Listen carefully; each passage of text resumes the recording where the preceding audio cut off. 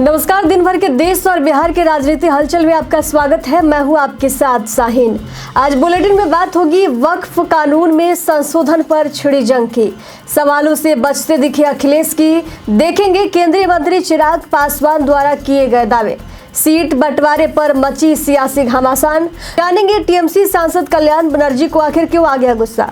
और बुलेटिन के अंत में बात होगी जेडीयू ने बेलागंज से किसे दिया टिकट। तो चलिए करते हैं बुलेटिन का आगाज। बीते दिनों कश्मीर घाटी के गांदरबल में हुए आतंकवादी हमले में जम्मू के तालाब तिलो इलाके के निवासी शशि भूषण की मौत हो गई थी। जम्मू कश्मीर के उपराज्यपाल मनोज सिन्हा ने शोक संतप्त परिवार से मुलाकात की और उन्हें सरकार की तरफ से हर संभव मदद का आश्वासन दिया। मनोज सिन्हा ने इस घटना को अत्यंत दुर्भाग्यपूर्ण बताया और कहा कि ये केवल बाहर से आए लोगों के लिए नहीं बल्कि स्थानीय लोगों के लिए भी एक बड़ा नुकसान है। वक्फ कानून में संशोधन पर बिहार के पूर्व डिप्टी सीएम तेजस्वी यादव ने कड़ी आपत्ति जताई और एनडीए को घेरते हुए इसे एक सोची समझी साजिश बताया है। तेजस्वी यादव ने आरोप लगाया है कि बीजेपी अपने सहयोगियों जेडीयू और लोजपा के साथ मिलकर ध्रुवीकरण की कोशिश कर रही है। तेजस्वी ने संविधान की धारा 29 का जिक्र करते हुए कहा कि हर धर्म को स्वायत्तता और स्वतंत्रता का अधिकार है और इस बिल का विरोध जारी रखा जाएगा। उत्तर प्रदेश में 9 सीटों पर उपचुनाव के बीच समाजवादी पार्टी के राष्ट्रीय अध्यक्ष अखिलेश यादव ने कई अहम सवालों का जवाब नहीं दिया। इसके कई मायने निकाले जा रहे हैं। अखिलेश ने पत्रकार वार्ता में महाराष्ट्र विधानसभा चुनाव पर सवाल टाल दिया। इससे पहले अखिलेश ने कई मौकों पर कहा था कि उनकी पार्टी 5 सीटों पर चुनाव लड़ेगी। इसके अलावा अखिलेश यादव ने असदुद्दीन ओवैसी के ऑल इंडिया मजलिस ए इत्तेहादुल मुस्लिमीन के उपचुनाव में हिस्सा लेने पर कोई जवाब नहीं दिया और सवाल टालते दिखाई दिए। बिहार में विधानसभा की 4 सीटों पर हो रहे उपचुनाव के लिए भारतीय जनता पार्टी ने अपने स्टार प्रचारकों की एक लंबी सूची जारी की है। इस सूची में प्रदेश अध्यक्ष दिलीप जायसवाल, उप मुख्यमंत्री सम्राट चौधरी, केंद्रीय कपड़ा मंत्री गिरिराज सिंह और गृह राज्य मंत्री नित्यानंद राय जैसे प्रमुख नेता शामिल हैं। इस उपचुनाव में बीजेपी ने कुल 40 नेताओं को स्टार प्रचारक बनाया है। उत्तर प्रदेश में उपचुनाव की तैयारियां जोरों शोरों से चल रही हैं। सभी राजनीतिक दल अपनी रणनीतियों को अंतिम रूप देने में जुटे हुए हैं। बीजेपी की लिस्ट का इंतजार सभी की नजरें टिकी हुई है, जबकि कांग्रेस और समाजवादी पार्टी के बीच सीट शेयरिंग को लेकर खींचतान जारी है। असदुद्दीन ओवैसी की पार्टी एआईएमआईएम ने उपचुनाव में अपनी एंट्री की घोषणा की है। इस पर यूपी कांग्रेस प्रदेश अध्यक्ष अजय राय ने प्रतिक्रिया दी। उन्होंने ओवैसी पर आरोप लगाया कि वे इंडिया गठबंधन को कमजोर करने के लिए आए हैं और बीजेपी को समर्थन देने का काम कर रहे हैं। वक्फ संशोधन बिल का जदयू नेता राजीव रंजन और ललन सिंह ने जोरदार समर्थन किया और विपक्ष के उन आरोपों को खारिज किया और कहा कि यह बिल एंटी मुस्लिम है। ललन सिंह ने कहा कि यह बिल वक्फ संस्था को पारदर्शी बनाने के लिए लाया जा रहा है। इसका धर्म से कोई लेना देना नहीं है। उन्होंने ये भी स्पष्ट किया कि कई विपक्षी सदस्यों के विचारों से ऐसा लग रहा है कि ये विधेयक मुसलमानों के खिलाफ है, जो बिल्कुल सही नहीं है। प्रियंका गांधी वाड्रा बुधवार 30 अक्टूबर को वायनाड संसदीय क्षेत्र से अपना नामांकन दाखिल करेंगी। इस मौके पर कांग्रेस पार्टी के वरिष्ठ नेता सोनिया गांधी, कांग्रेस अध्यक्ष मल्लिकार्जुन खड़गे, राहुल गांधी सहित अन्य प्रमुख नेता उपस्थित रहेंगे। राहुल गांधी ने सोशल मीडिया पर लिखा कि वायनाड के लोग मेरे दिल में एक विशेष स्थान रखते हैं और मैं उनके लिए अपनी बहन प्रियंका गांधी से बेहतर प्रतिनिधि की कल्पना नहीं कर सकता। बिहार की राजनीति में हलचल तेज है। मुख्यमंत्री और जदयू के राष्ट्रीय अध्यक्ष नीतीश कुमार की अध्यक्षता में एनडीए की महत्वपूर्ण बैठक 28 अक्टूबर को एक अड़े मार्ग में आयोजित की जाएगी। इस बैठक में 2025 के विधानसभा चुनाव की रणनीति पर चर्चा होगी। मुख्यमंत्री नीतीश कुमार एनडीए के नेताओं को आवश्यक दिशा निर्देश देंगे। केंद्रीय मंत्री चिराग पासवान ने कहा कि झारखंड में एनडीए की सरकार बनने जा रही है। उन्होंने पीएम मोदी के नेतृत्व में लोगों के बढ़ते विश्वास का जिक्र करते हुए हालिया हरियाणा चुनाव में बीजेपी की प्रचंड जीत का उदाहरण दिया। गया में पार्टी कार्यकर्ता के घर श्रद्धांजलि देने पहुंचे पासवान ने बिहार उपचुनाव में 4 सीटों पर एनडीए की जीत का भरोसा जताया। उन्होंने घोषणा की कि एलजेपी रामविलास पार्टी 14 सीट से चुनाव लड़ेगी और 24 अक्टूबर को प्रत्याशी नामांकन भरेंगे। बिहार में हो रहे विधानसभा उपचुनाव के लिए एआईएमआईएम ने 2 सीटों पर अपने उम्मीदवारों की घोषणा कर दी है। पार्टी के प्रदेश अध्यक्ष और विधायक अख्तरुल इमान ने कहा कि उनकी तैयारियां पूरी है और उनका उद्देश्य अन्य दलों को पीछे छोड़ना है। उन्होंने परिवारवाद और समांतवाद पर कटाक्ष करते हुए कहा कि एआईएमआईएम किसी भी चोर उचक्के पर भरोसा नहीं करती। जब आरजेडी द्वारा उन्हें बीजेपी का एजेंट बताने पर प्रतिक्रिया दी गई तो उन्होंने कहा कि इस राजनीतिक परिदृश्य में एक तरफ दरिंदा है तो दूसरी तरफ शिकारी, दोनों की स्थिति समान है। जनसुराज के कार्यवाहक अध्यक्ष मनोज भारती ने प्रेस कॉन्फ्रेंस के दौरान रामगढ़ विधानसभा से सुशील सिंह कुशवाहा के नाम की घोषणा की।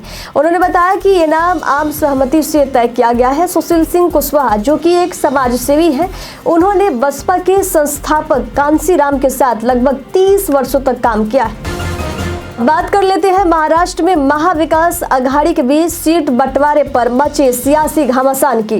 हाल ही में कांग्रेस नेता बाला साहेब थोराट ने एनसीपी के अध्यक्ष शरद पवार से मुलाकात की, जिसका मुख्य उद्देश्य कांग्रेस और उद्धव ठाकरे वाली शिवसेना के बीच चल रहे तनाव को समाप्त करना है। थोराट ने पत्रकारों से बातचीत करते हुए कहा कि महाविकास अघाड़ी में कोई विवाद नहीं है और सभी बची सीटों पर चर्चा जारी है। भारतीय जनता पार्टी के संस्थापक नेताओं में से एक लालकृष्ण आडवाणी को फिर से बीजेपी का सक्रिय सदस्य बनाया गया है। आडवाणी, जिन्होंने अपने खून पसीने से इस पार्टी को मजबूत आधार दिया, आज बीजेपी के सदस्यता अभियान के तहत पार्टी में अपनी सक्रिय भूमिका में लौट आए हैं। बीजेपी में चल रहे सक्रिय सदस्यता अभियान के तहत पार्टी के दिग्गज नेता अरुण सिंह और डी पुंडेश्वरी ने महासचिव विनोद तावड़े के साथ मिलकर आडवाणी के निवास पर पहुंचकर उन्हें सदस्यता दिलाई। झारखंड विधानसभा चुनाव की हलचल तेज हो गई है। कांग्रेस ने आज 21 उम्मीदवारों की पहली सूची जारी कर दी है। इसमें प्रदेश के वित्त मंत्री रामेश्वर उरांव, कांग्रेस कार्य समिति के सदस्य अजय कुमार और कई अन्य मंत्रियों के नाम शामिल हैं। उरांव को उनकी मौजूदा लोहरदगा सीट से फिर से टिकट दिया गया है। वहीं पूर्व आईपीएस अजय कुमार को जमशेदपुर पूर्व से मैदान में उतारा गया है, जो पहले जमशेदपुर से लोकसभा सदस्य रह चुके हैं। कुल 21 उम्मीदवारों की सूची कांग्रेस ने जारी की है। चुनाव नतीजों के ऐलान से पहले उमर अब्दुल्ला ने केंद्र सरकार और बीजेपी के खिलाफ मोर्चा खोला था, लेकिन नतीजों के बाद उनके बयानों में एक नया मोड़ देखने को मिला है। उमर ने कहा कि वे केंद्र के साथ टकराव नहीं चाहते हैं और हाल ही में उन्होंने जम्मू कश्मीर विधानसभा में डिप्टी स्पीकर का पद बीजेपी के लिए छोड़कर एक नई दिशा की ओर इशारा किया है। उमर अब्दुल्ला ने डिप्टी स्पीकर का पद बीजेपी को देने का फैसला लिया तो इसे दोस्ती का नया रास्ता भी बताया जाने लगा है। भारतीय जनता पार्टी ने हिमाचल प्रदेश में अपने सदस्यता अभियान के तहत 15.50 लाख से ज्यादा नए सदस्यों को जोड़ा है। ये संख्या पूरे देश में हिमाचल बीजेपी को सदस्यता अभियान में दूसरा स्थान दिलाती है, जबकि पहले स्थान पर अरुणाचल प्रदेश है। बीजेपी को हिमाचल में 12 लाख सदस्यों का लक्ष्य दिया गया था, लेकिन संगठन ने इस लक्ष्य को पीछा छोड़ते हुए कई अधिक सदस्यों को अपने साथ जोड़ा है। इस उपलब्धि के लिए हिमाचल बीजेपी के महामंत्री बिहारी लाल शर्मा को बीजेपी के राष्ट्रीय अध्यक्ष जगत प्रकाश नड्डा ने सम्मानित किया है। बिहार सरकार ने कई प्रमुख नेताओं की सुरक्षा को बढ़ाने का फैसला लिया है। इस क्रम में बिहार विधानसभा के अध्यक्ष नंद किशोर यादव को Y+ श्रेणी की सुरक्षा प्रदान की गई है। इसके साथ ही मंत्री नीरज कुमार सिंह उर्फ नीरज बबलू को भी इसी श्रेणी की सुरक्षा दी गई है। अररिया जिले से सांसद प्रदीप सिंह को Y श्रेणी की सुरक्षा मिली है, जबकि जेडीयू के MLC संजय सिंह को Y श्रेणी की सुरक्षा प्रदान की गई है। वक्फ बोर्ड बिल पर चर्चा कर रही ज्वाइंट पार्लियामेंट्री कमेटी यानी कि जेपीसी की बैठक में टीएमसी सांसद कल्याण बनर्जी के गुस्से ने सबको चौंका दिया। सूत्रों से मिली जानकारी के मुताबिक कल्याण बनर्जी की बहस बीजेपी सांसद अभिजीत गांगुली के साथ इतनी तीखी हो गई कि उन्होंने पानी की बोतल मेज पर पटक दिया और फिर उसे चेयरमैन जगदम्बिका पाल की ओर उछालने का प्रयास किया। इस दौरान उनकी अंगूठे और इंडेक्स फिंगर में चोटें भी आई है, जिसके चलते उन्हें 4 टाँके भी लगवाने पड़े। झारखंड में आगामी चुनाव को लेकर इंडिया गठबंधन के भीतर सहमति का संकट जो है गहराता जा रहा है। झारखंड मुक्ति मोर्चा और कांग्रेस ने 70 सीटों पर चुनाव लड़ने की योजना बनाई है, जबकि 4 सीटें वाम दलों और 7 सीटें आरजेडी को देने की बात की जा रही है। हालांकि आरजेडी नेता तेजस्वी यादव अंतिम 9 सीटों की डिमांड कर रहे हैं, जिससे प्रेस कॉन्फ्रेंस में सामूहिक घोषणा नहीं हो पा रही है। इस मामले पर उन्होंने कहा कि महागठबंधन एक दिखावा है। उन्होंने आरोप लगाया कि इन पार्टियों में ना एकता है और ना ही नैतिकता। केंद्रीय मंत्री चिराग पासवान की अध्यक्षता में एलजेपी की प्रदेश कार्यकारिणी बैठक आज हुई। बैठक में 2025 के बिहार विधानसभा चुनाव के लिए रणनीतियों पर चर्चा की गई। चिराग पासवान ने कहा कि बैठक का मुख्य उद्देश्य संगठन की मजबूती और चुनावी तैयारियों की समीक्षा करना था। 28 नवंबर को गांधी मैदान में एलजेपी का स्थापना दिवस मनाने के लिए एक बड़ी रैली आयोजित की जाएगी, जिसे चुनावी शंखनाद के रूप में देखा जा रहा है। रैली के बाद सीटों और प्रत्याशियों के चयन की प्रक्रिया शुरू की जाएगी। इधर बिहार विधानसभा के उपचुनाव में जदयू ने बेलागंज से पूर्व एमएलसी मनोरमा देवी को टिकट दिया है। हाल ही में मनोरमा देवी के आवास पर एनआईए की छापेमारी हुई थी, जिसमें 4 करोड़ से अधिक की राशि और 10 हथियार भी बरामद किए गए थे। इन घटनाओं के बाद भी नीतीश कुमार ने मनोरमा देवी पर विश्वास जताया है, जबकि विपक्ष इस पर सवाल खड़ा कर रहा है। इस संदर्भ में मंत्री विजय कुमार चौधरी ने कहा कि मामला अभी जांच के अधीन है और उन्हें दोषी नहीं ठहराया गया है। तो खबरों के सफर में दीजिए जाने की इजाजत। देखते रहिए सियासी पेज। नमस्कार।